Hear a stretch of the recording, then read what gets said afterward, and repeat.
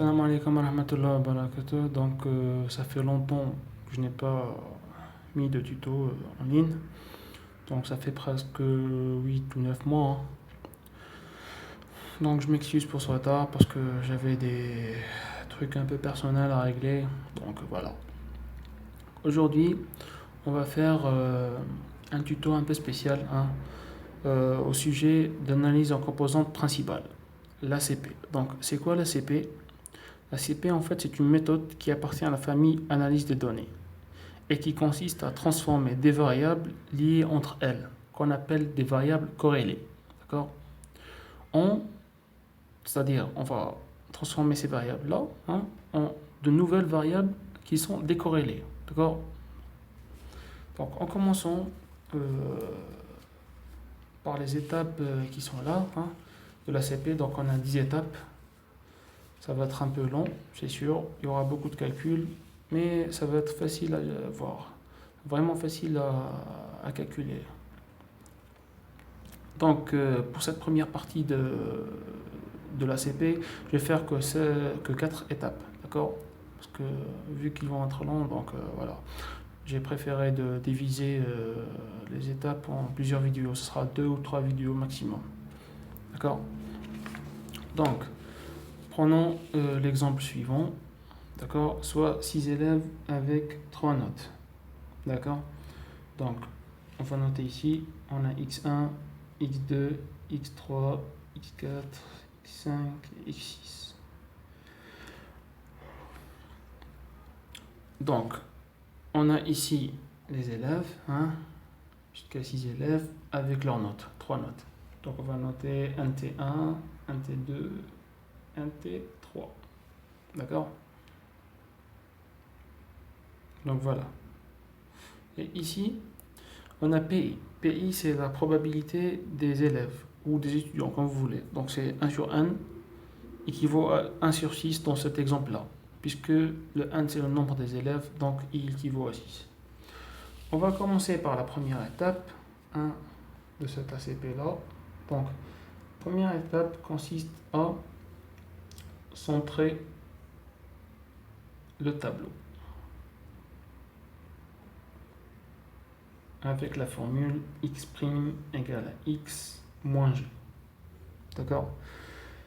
Donc, ça consiste à prendre ce tableau-là, hein, qui est x, et le centrer pour avoir on peut dire ça, des variables plus petites. Parce que plus tard, on aura des calculs. Donc, si on ne centre pas le tableau, on aura de gros calculs, comment dire ça, d'accord? De grands calculs et des gros chiffres. Donc, ça va être difficile de calculer. Donc, voilà. Alors, x, on l'a déjà, hein? Et g, c'est quoi? G, en fait, c'est le centre de gravité. D'accord? Donc, comment calcule-t-on G? Alors, G est égal à la formule suivante. La sommation de PI XI sur la sommation de PI. D'accord? Donc ici, on a la sommation de PI XI, c'est-à-dire, on a à chaque fois, on va faire la probabilité PI, 1 fois l'élève, plus ensuite PI fois l'élève 2, plus ensuite l'élève fois PI fois l'élève 3, etc. Donc ce sera 1 sur 6 fois x1, plus 1 sur 6 fois x2, plus 1 sur 6 fois x3. Donc, au lieu d'écrire à chaque fois 1 sur 6, hein, le répéter, on va le faire sortir ici et on va mettre des accolades, des parenthèses. Alors, on a le premier x, on va écrire son vecteur ici qui est à 8, 1, 0. D'accord? Donc 8, 1, 0. Plus le deuxième vecteur, 1, 4, 6, 5. Plus le troisième vecteur, 6, 8, 7. Plus le quatrième vecteur, 10, 4, 7. Plus le cinquième vecteur, qui est 8, 2, 5. D'accord? Alors, plus le dernier vecteur, qui est 0, 3, 6. Et ici, on a la sommation de PI, donc c'est la sommation de tous les élèves, hein, qui vaut 6 sur 6, parce qu'on a, à chaque fois, on va faire 6 fois PI, donc ça va donner 1. Donc, voilà. On va calculer ça, ça va donner G égale à 1 sur 6. Donc, si on calcule bien, hein, donc ça va donner 36 en premier. En deuxième, on fait la sommation, ça va nous donner 24, ensuite 30. En divisant par 6, équivalent, donc G va nous donner 6, 4 et 5. Alors, là, on a calculé G. Maintenant, il faut centrer le tableau. On a x' égale à x moins G. Donc, c'est égal, x' égale à x, on l'a déjà, la matrice 8, 1, 0, 4, 6, 5, 6, 8, 7, 10, 4, 7, 8, 2, 5 et 0, 3, 6. D'accord? Moins G qui est à 6, 4, 5. Donc on va faire la première ligne, ma première colonne, c'est dans une seule colonne. Donc ça va nous donner équivalent à x'. X' va nous donner 2, moins 3, moins 5. Ensuite, on a moins 2, 2, 0. Ensuite, la troisième, moins la colonne, donc ça va nous donner 0, 4, 2. Ensuite, on a 10, ça, donc ça va donner alors 4, 0, donc ça va donner 4, 0, 2, 1.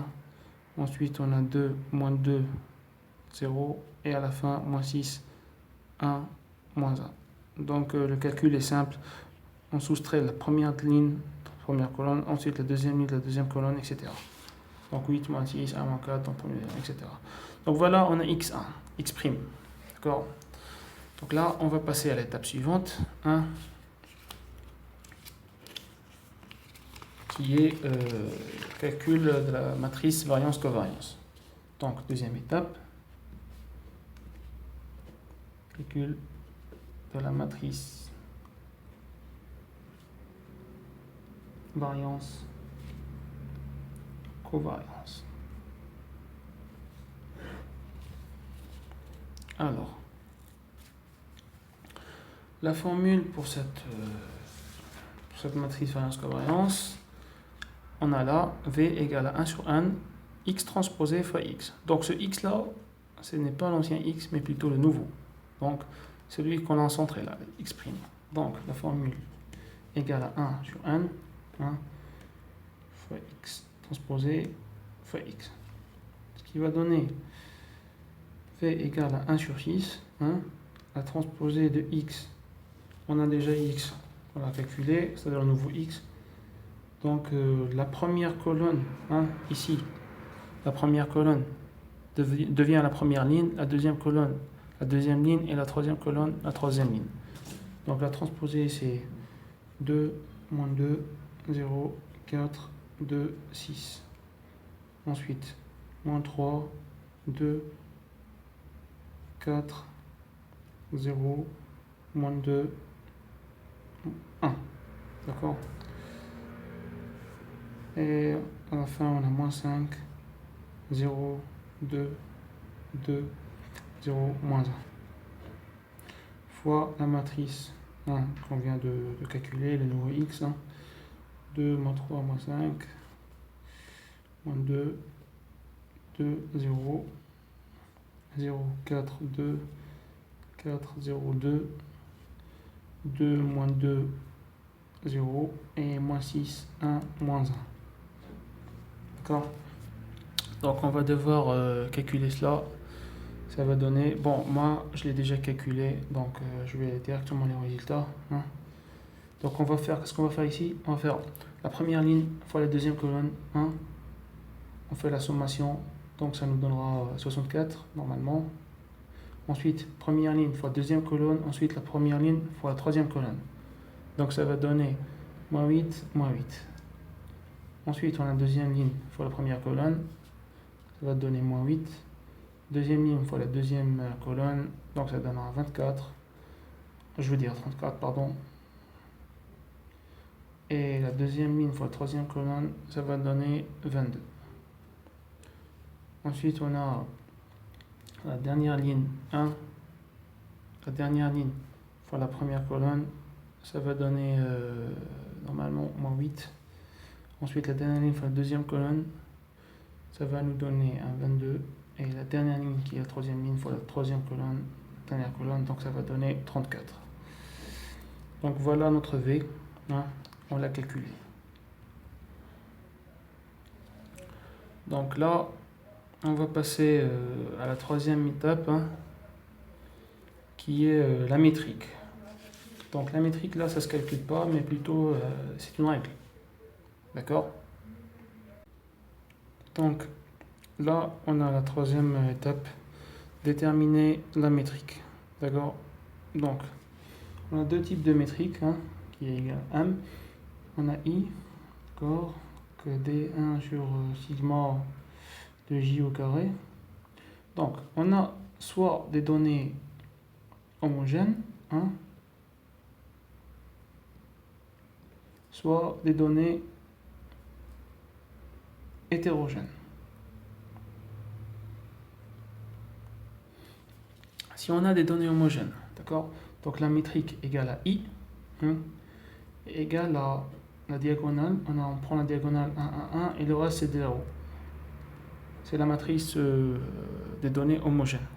Si c'est celle des hétérogènes, donc le M va égal, on va prendre, c'est 1 sur V. La diagonale, ce sera 1 sur V. D'accord?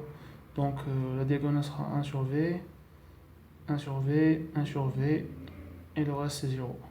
Donc V, c'est la matrice qu'on a calculée, celle de la variance-covariance. Hein? Donc on va prendre seulement, par exemple cet exemple-là, on va prendre seulement la diagonale, 64, 34 et 34, et on va faire l'inverse.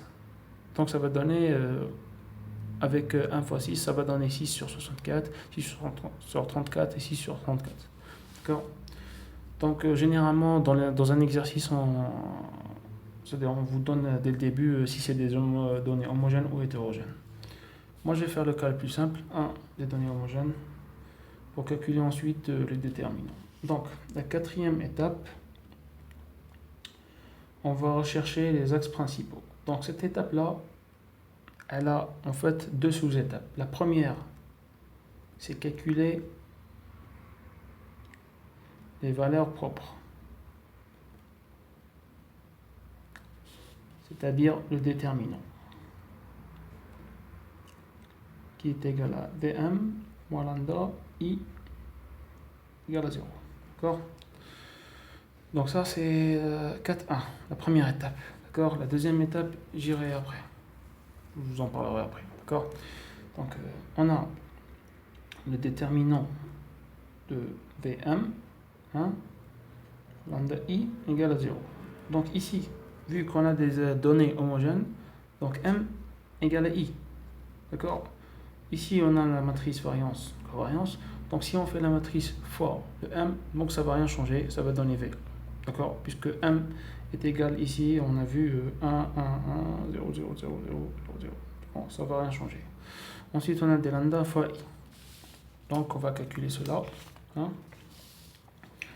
Donc le déterminant, ça va donner la matrice V qu'on a calculée. Donc c'est 1 sur 6 fois 64, moins 8, moins 8, moins 8, moins 8, 34, 22, 34, 22, fois M qui est égal à 1, moins, alors ici on a lambda fois 1. Donc on va faire lambda fois la matrice des données homogènes. D'accord? Fois la métrique. Donc ça va nous donner lambda, lambda, lambda. Donc 0, 0, 0, 0, 0, 0. D'accord? Voilà. Donc là, pour calculer facilement et faire sortir le 1 sur 6 en dehors du déterminant, cela va devenir 1 sur 6 fois 6 lambda, 6 lambda, 6 lambda, 0, 0, 0, 0, 0, 0. D'accord? Donc si on multiplie 1 sur 6 sur la matrice, donc ça va nous donner la matrice initiale. Donc rien n'a changé. D'accord? Maintenant, on va devoir calculer le déterminant. Donc, avant, on va faire l'application de soustraction. Donc, on va faire 64. On va soustraire première ligne de la première ligne, deuxième ligne de la deuxième ligne, la troisième ligne de la troisième ligne. D'accord? Donc, ça soit 4 moins lambda. Hein? Ça, en parenthèse. Ensuite, on a moins 8, moins 8. Ensuite, moins 8, donc 34 moins lambda. Ensuite, on a 22 moins 0, donc c'est 22. Ensuite, on a moins 8, 22 moins 0, c'est 22, et 34 moins lambda. Voilà notre matrice de déterminant. Maintenant, on connaît tous la règle du déterminant. Hein. Donc ici, on va mettre plus, moins plus, hein, règle principale. On va calculer le déterminant. D'accord? Donc ça va donner, sur 6, déterminant de 64 moins lambda fois donc moins 8, pardon, c'est 34 moins lambda, 22, 34 moins lambda. Donc on va prendre celle-là. Donc si on commence par ça, donc le déterminant, on va prendre seulement cette matrice-là. Donc on va croiser ça et ça, donc ça va donner ça. Ensuite, on a moins et moins 8, le coefficient de déterminant, donc ça va donner plus 8. Deuxième matrice, c'est moins 8, 22, moins 8, 34, moins lambda. Et la troisième, donc on a un plus et moins 8, donc ça va faire moins 8, moins 8 ici, 34, moins lambda, 22. Donc l'étape, la règle du déterminant, c'est simple. Ce qu'on va faire ici, c'est faire, par exemple ici, on va faire 34 moins lambda fois ça, hein, moins 22 fois 22. D'accord? Donc moi, vu que j'ai déjà calculé cela, donc je vais écrire le résultat final. Donc vous savez comment calculer le déterminant. Si vous ne savez pas, donc il faut aller sur Google, chercher comment calculer un déterminant.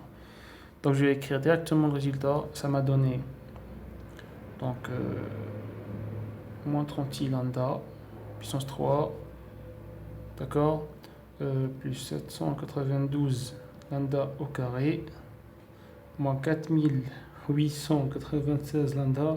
Ne vous étonnez pas, c'est un grand chiffre. Alors imaginez si on n'a pas centré le tableau. Donc ça aurait donné probablement avec un chiffre de 1 million. Hein. Plus 6912 égale à 0. D'accord. Donc là, on a calculé le déterminant. Donc c'est ça le déterminant. Donc la deuxième étape consiste, la sous-deuxième étape consiste à trouver les lambda. D'accord. Donc 4, 1, trier les valeurs propres. D'accord. Par ordre croissant. C'est-à-dire lambda 1 supérieur à lambda 2, etc. Je veux dire par ordre décroissant, pardon. Jusqu'à supérieur à lambda n. Donc là, on a cette formule qu'on a trouvée. Donc pour bien calculer, c'est-à-dire trouver les lambda, donc on va diviser tout sur 36 et on va, c'est-à-dire mettre égal à 0 et mettre le moins de l'autre côté. Donc au final, ça va nous donner un lambda 3 moins 22 lambda 2 puissance 2, d'accord, plus 136 lambda moins 192 égale à 0. Donc pour calculer les lambda, il y a la méthode de la division euclidienne. Bon, pour moi, cette méthode est un peu compliquée parce que la majorité des étudiants ou ceux qui font des calculs, hein, ils vont faire sûrement des erreurs. Donc je vais vous donner une méthode plus facile. Hein. Elle est vraiment facile cette méthode. D'accord? On appelle ça la factorisation.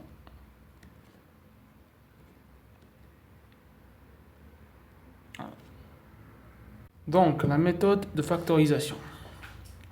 Donc la première étape de cette méthode-là, on va faire diviseur, d'accord? On va chercher tous les diviseurs de ce chiffre-là, de 192, d'accord? 192. Donc on a les diviseurs de 192, c'est 1, 2, 3, 4, 6, 8, 12, 16, 24, 32 normalement, 48, 64, 96 et 192. D'accord? Donc, ce sont les diviseurs de 192. D'accord? Maintenant, la deuxième étape consiste, on va prendre 3 chiffres, c'est-à-dire on va faire choix de 3 dont la somme équivaut à 22. Cette 22 là. D'accord? Donc, somme 22. Donc, on va prendre le chiffre 2 plus 8 plus 12. Donc, ça va donner 22. D'accord? Donc, on va prendre 2, 8 et 12. Donc, les racines, ce sont ça. Donc, les racines, on va écrire ça. Les racines sont, c'est la troisième sous-étape, hein, sont 2, 8 et 12. On va les écrire sous forme x. Hein. Donc, cette formule-là égale à x moins 2 fois x moins 8 fois x moins 12. Ou vous pouvez même faire lambda, hein, parce que j'ai commencé avec lambda, donc on va faire lambda au lieu de x. C'est comme vous voulez. D'accord? Pour pas être un peu perdu. Donc, la quatrième étape, c'est la vérification. Pour vérifier vraiment si ces lambda sont équivaut à 2, 8 et 12. D'accord? Donc, qu'est-ce qu'on va faire? On va faire le premier chiffre. On a 2, 8 et 12. D'accord? On va faire 2 fois 8 plus 8 fois 12 plus 12 fois 2 ou bien 2 fois 12. C'est comme vous voulez. Hein? Donc, on doit trouver ce chiffre-là. De 136. D'accord? De lambda. Donc, si on calcule bien, on va trouver 136. Donc, c'est bien là, on a nos lambda qui sont 2, 8 et 12. D'accord? Donc, vu que la quatrième étape ici, ça consistait à trier les valeurs propres selon un ordre décroissant, donc, hein, donc du supérieur aux inférieurs. Donc, lambda 1 ici, pardon, lambda 1 ici égale à 12, supérieur à lambda 2 égale à 8, et ce qui est supérieur à lambda 3 égale à 2. Donc voilà, on a trouvé nos lambda.